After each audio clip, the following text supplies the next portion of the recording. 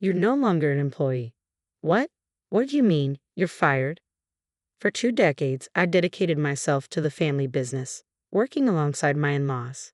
Then one day, my husband dropped the bombshell. I was out of a job, dismissed unceremoniously in the wake of my father-in-law's passing. The reason? Supposedly, Catherine was slated to take over. Wait, hold on. Even if Catherine steps in, someone still needs to handle accounting, I protested. Isn't that vital? Catherine's boyfriend will handle it now. There's no need for you, my husband replied coldly. I couldn't believe it. Stunned, I turned to Catherine for some semblance of reason, only to be met with a smug smile. You should learn your place, especially as an outsider with such arrogance, she sneered. Enjoy your jobless life now. Lol. When Catherine returned, I not only felt excluded as a family member but also unappreciated for my 20 years of dedication to the company. All my efforts seemed futile. My father-in-law never openly praised me, but he would adopt my suggestions if he believed they benefited the company. However, with Catherine now in charge and seemingly viewing me as an adversary, I knew things wouldn't be the same. I no longer felt any attachment to the company. Very well then, I wish you all the best in ensuring the company's survival, I told Robert and the others, making the decision to part ways with the company. My name is Emily. I had always been adept at managing finances, having studied accounting in college and subsequently securing a position as an accountant at a prominent firm.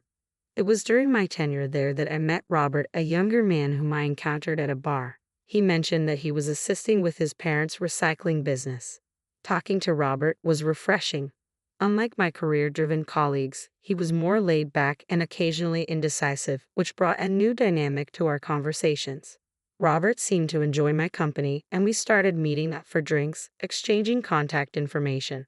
As our bond grew, Robert opened up about his family, particularly his ambitious sister, Catherine, who had a strong drive to excel. Catherine went to business school and worked in a corporate job afterward. She never showed interest in the family recycling business, Robert shared with a hint of frustration. She thinks it's too mundane to mention to her friends. Lol. Despite everything, Catherine always does things her own way, Robert sighed, revealing a mix of admiration and exasperation towards his sister. As we continued sharing family anecdotes, our connection deepened. After dating for some time, Robert proposed to me. Overwhelmed with love and unable to imagine life without him, I eagerly accepted his proposal. Emily, I have a favor to ask once we're married, Robert began earnestly. I want you to leave your current job and join our family business, the recycling business. My mother handles accounting right now, but she lacks formal training.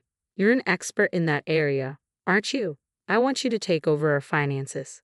Having grown weary of corporate life, the prospect of working for a family enterprise appealed to me. I resigned from my position at the major company as soon as we were married.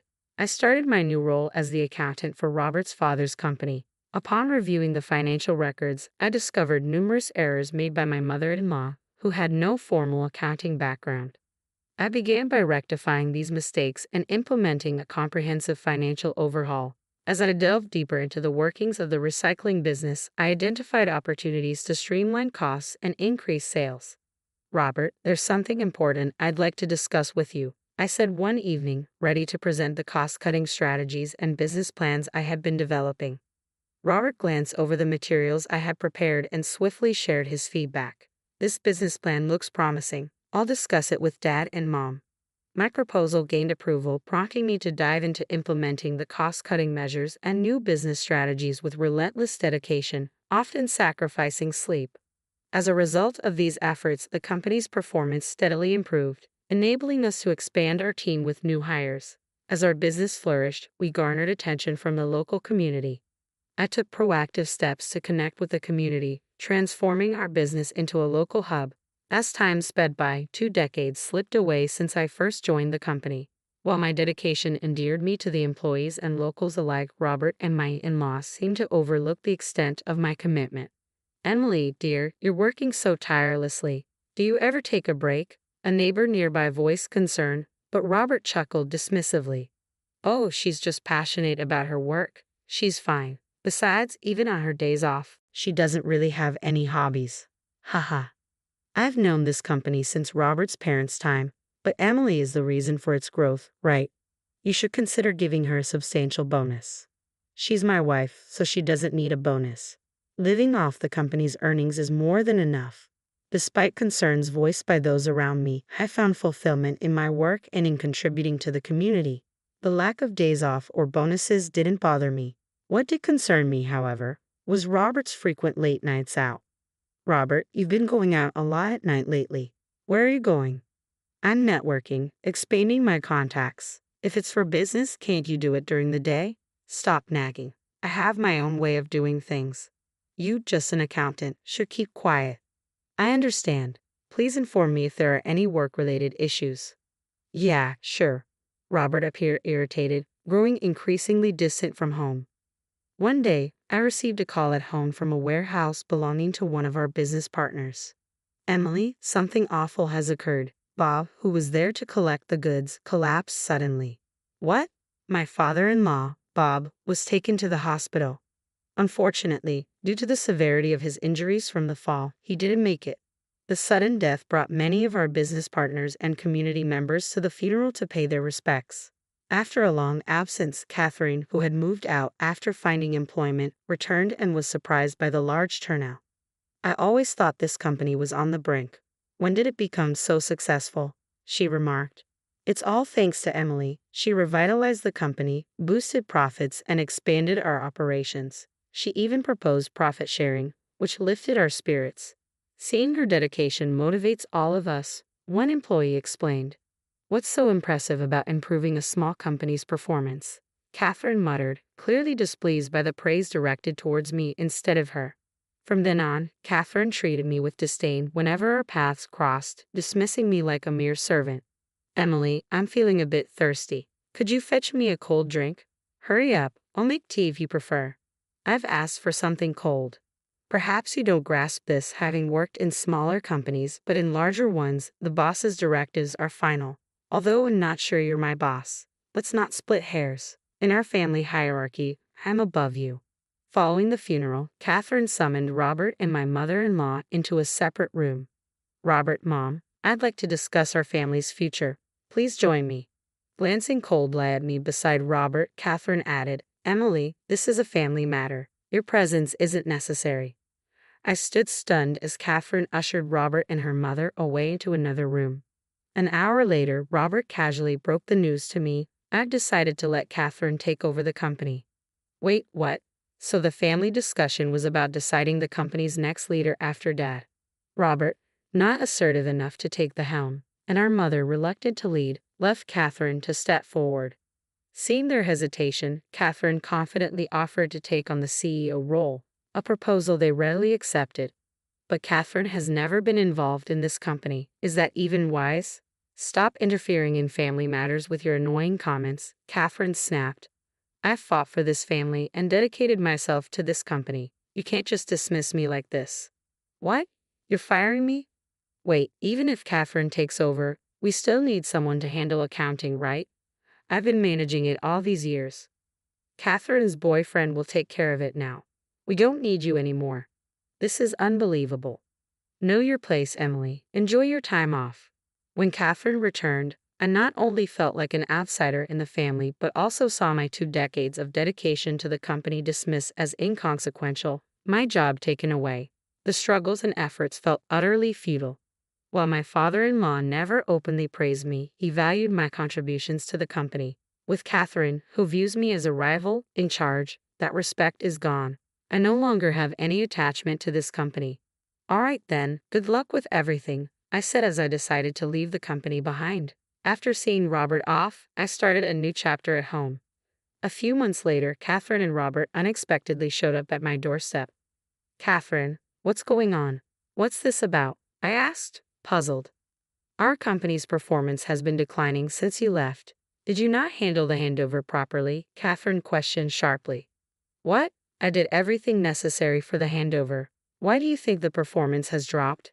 Have you been reviewing the monthly expenses? You need to accurately calculate the revenue versus expenses, otherwise, you'll end up in the red.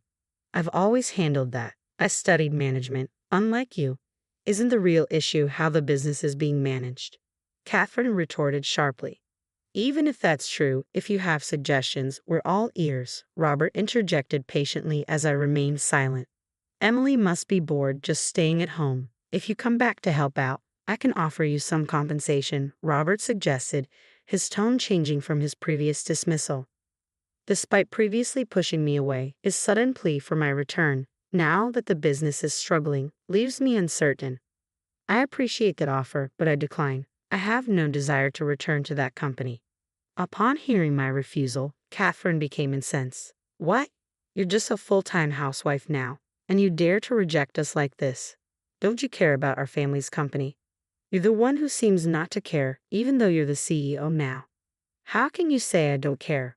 Weren't you the one who used to call the company plain and boring? You only took on the CEO role because the title female CEO sounded trendy and gave you something to boast about. Don't act holier than thou. On what grounds are you making these accusations? Your boyfriend, Zach, mentioned it to me during the handover. So what? Regardless of the reason, I stepped in when there was no successor to save the company.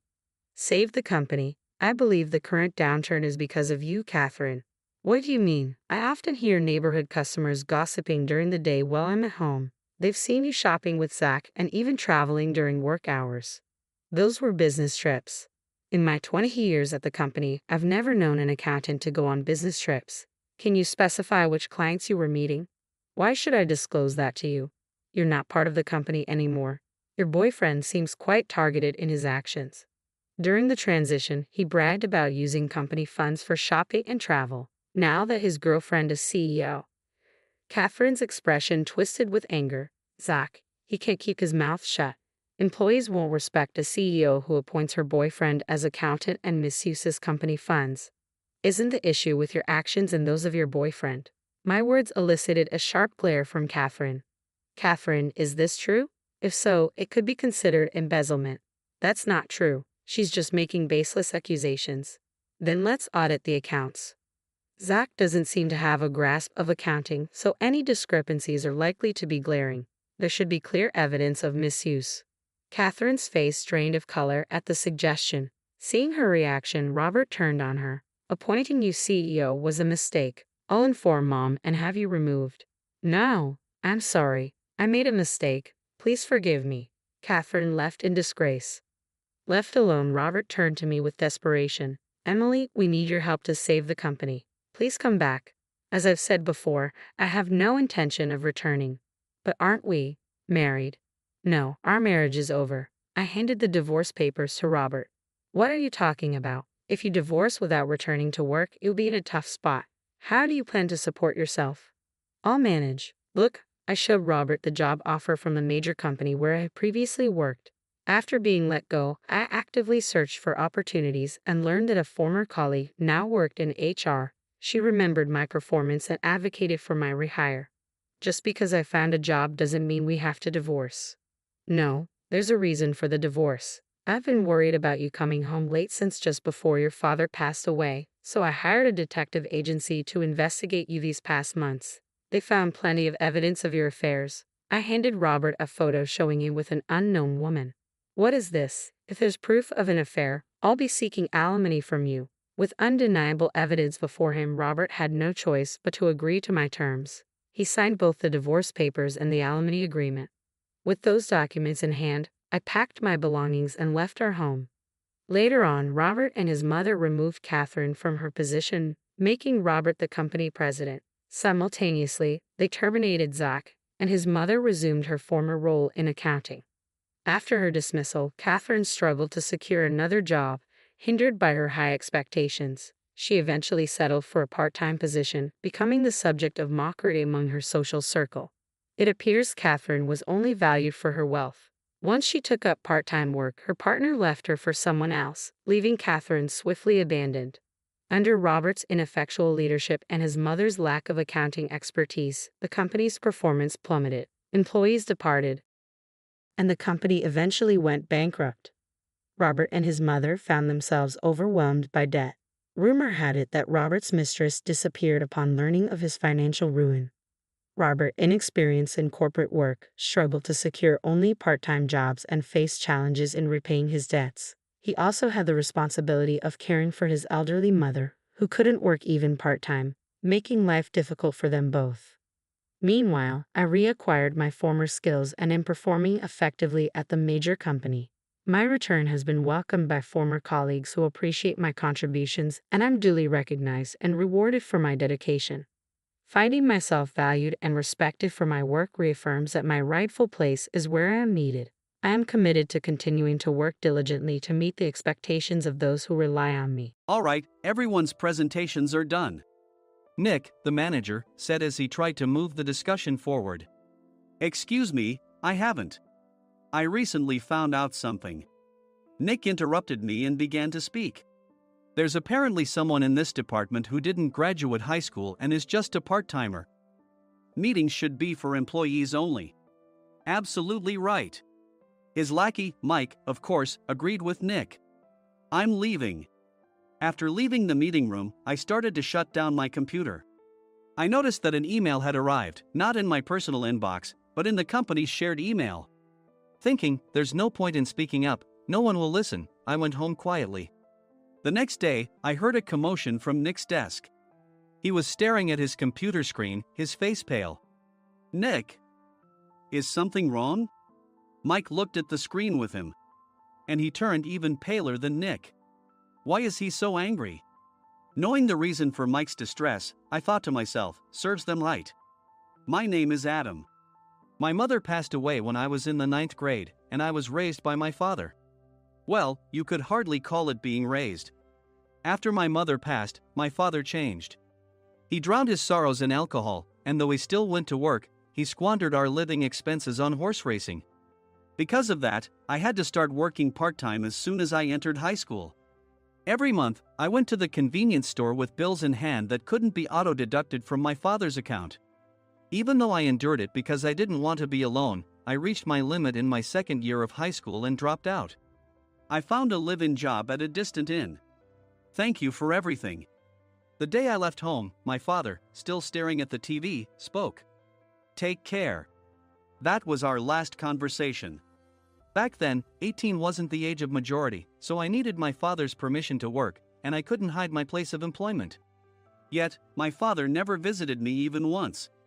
I kept working just to survive, and before I knew it, I was 42. Years of hard work paid off, and I was transferred to the headquarters. I was thrilled to be recognized by the company, as I thought I'd be working in the field until retirement due to my lack of formal education. Listen up. Our work can change the future of our employees. Don't drag us down. On my first day after the transfer, Nick, dressed in an expensive suit, spoke sternly. There was a reason for this. Our inn was located in a prominent tourist destination, known so well that everyone in the state could sing its commercial jingle. At its peak, we had 5 locations within the state. But that was long ago. Due to financial difficulties and aging facilities, only the place where I had worked for many years and the original establishment remained. I was prepared to lose my job anytime, but now there was a glimmer of hope. With the rise of social media, the tourist area where the inn was located started gaining attention again.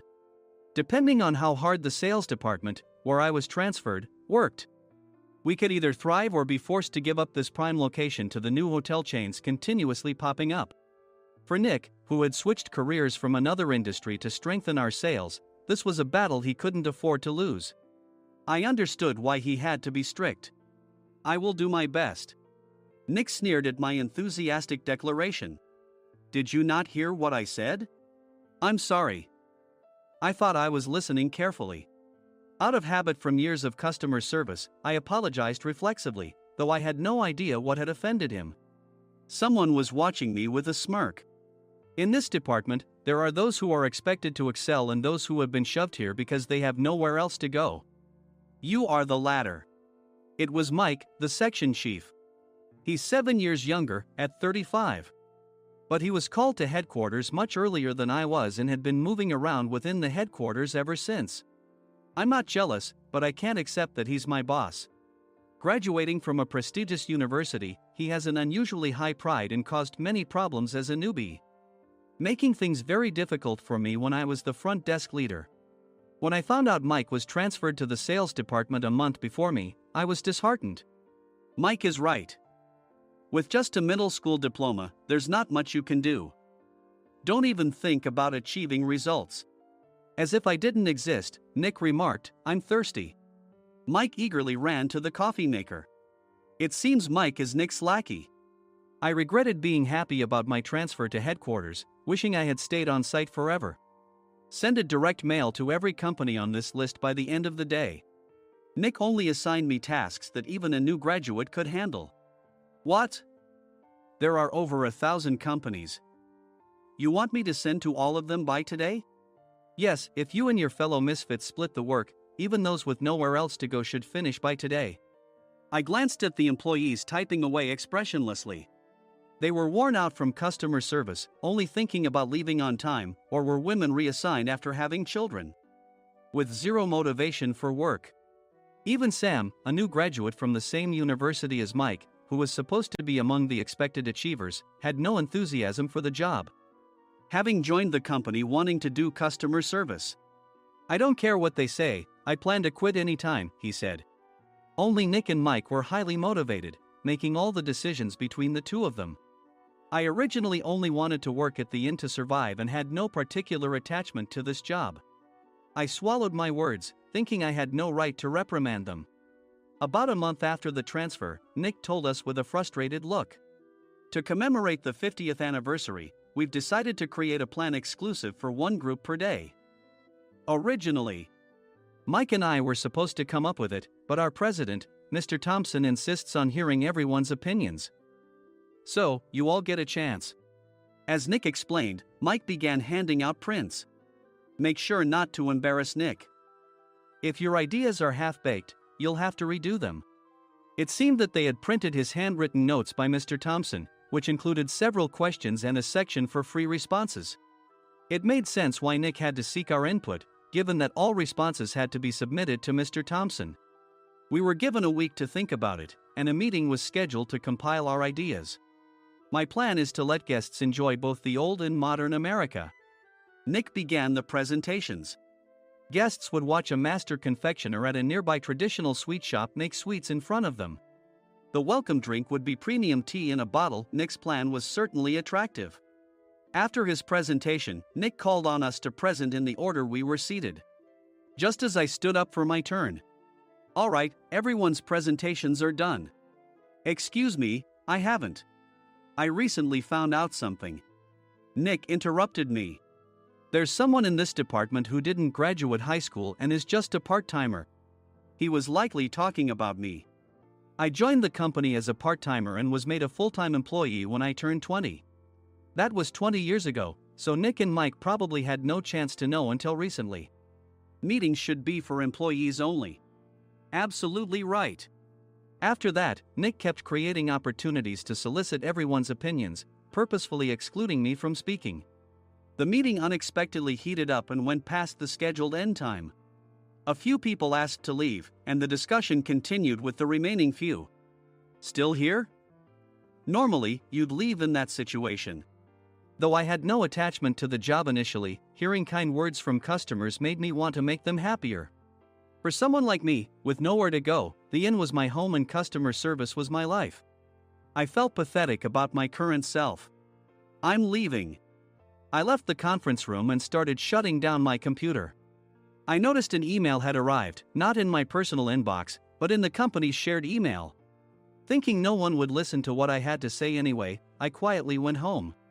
The next day, while preparing the DM as instructed, I heard a commotion from Nick's desk.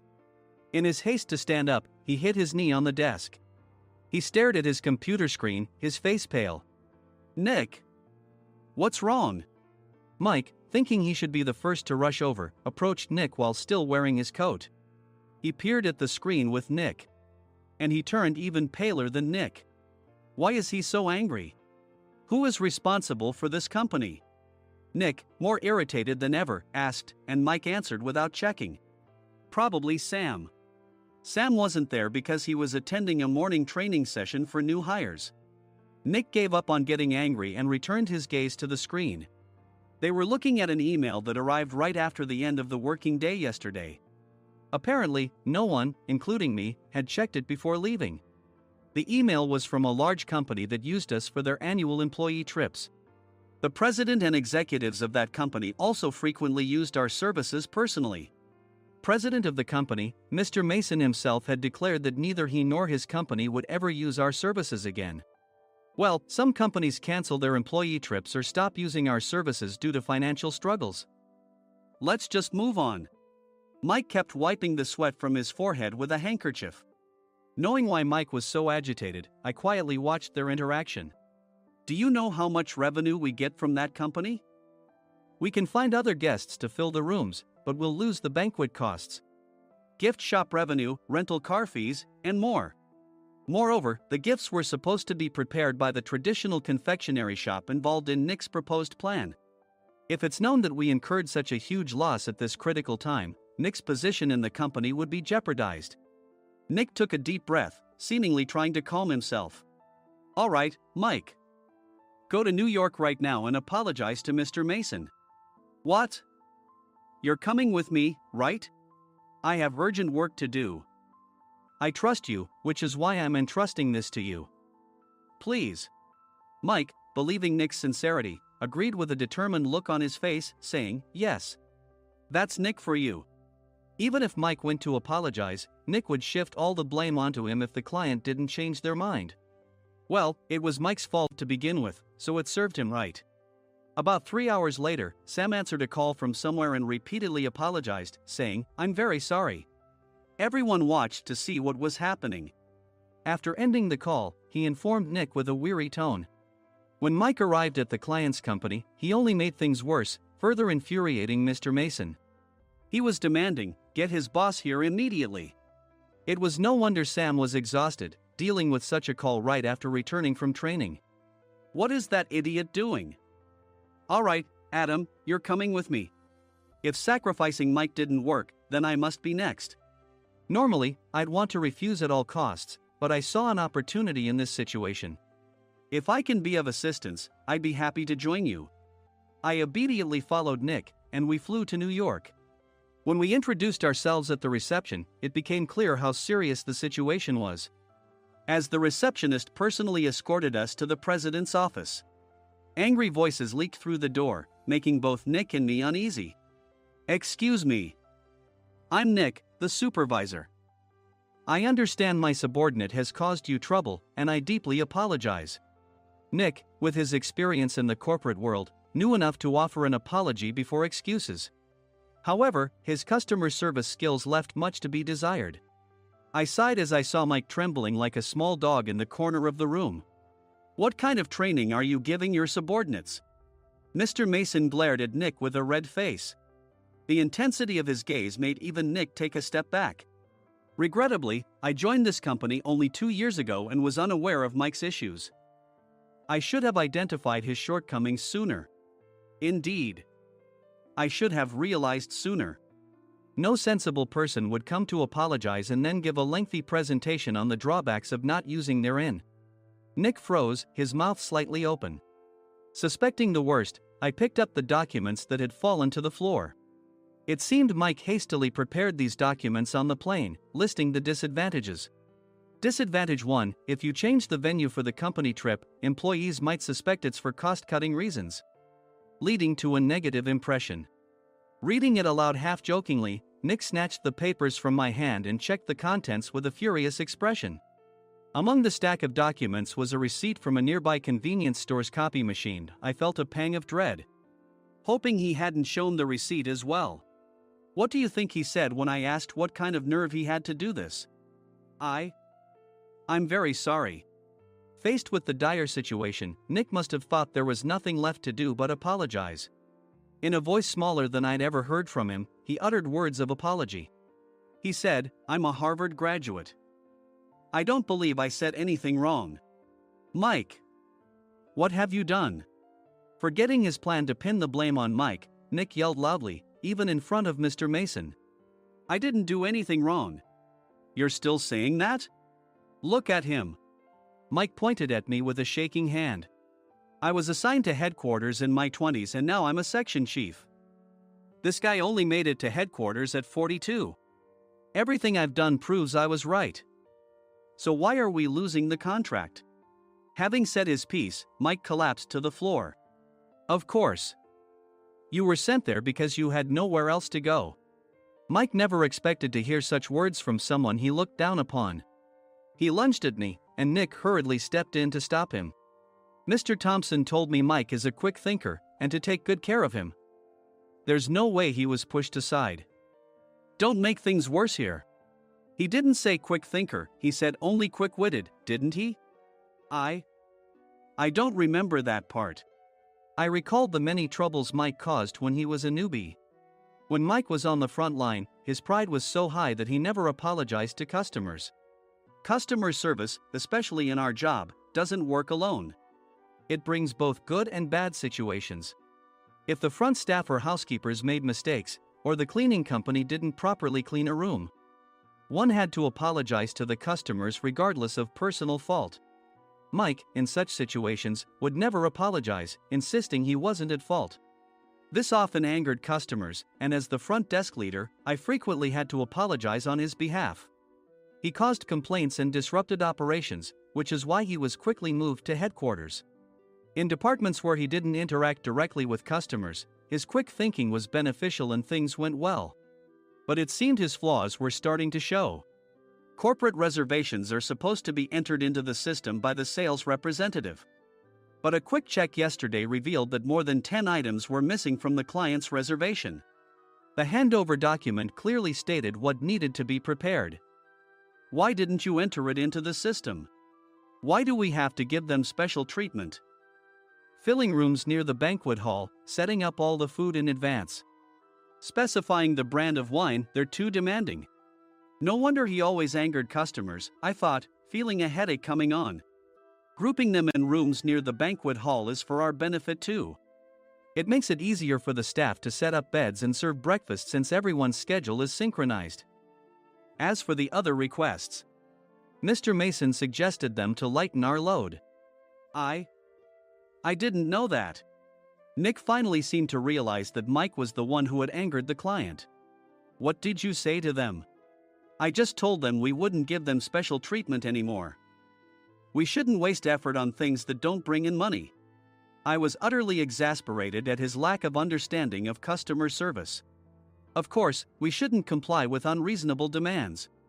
But carrying over successful practices from past stays makes customers feel remembered and enhances their experience. Good memories encourage repeat visits. That's part of our job. I looked down at Mike, who was sitting on the floor. In our job, nothing is a waste. Mr. Thompson likely moved you to the sales department, hoping you'd finally understand this. How do you think he feels now that you've failed to meet his expectations? Mike, tears in his eyes, fled the president's office. I was amazed he still hadn't apologized. You have it tough, Adam. It's okay, we're all employees of the same company. I deeply apologize for this disrespectful incident. Especially after all the care you've shown us. If it weren't for you, Adam, I really would have stopped staying here. When I heard you were moving to the sales department, I was willing to reconsider if you handled it. Seeing us talk so amicably, Nick's face contorted. Do you two know each other? Adam's service is excellent. I always requested him specifically. Normally, we don't accept specific staff requests, but we made an exception for Mr. Mason, adjusting my shifts accordingly. He had personally stayed at our hotel just before my transfer, and during casual conversation, I mentioned, I'm moving to the sales department soon. If I hadn't told him then, things could have been much worse. Please continue to take care of us. I look forward to it. On the return flight, Nick awkwardly offered me a can of beer. It's still working hours. Of course, I had no intention of forgiving him for a single beer.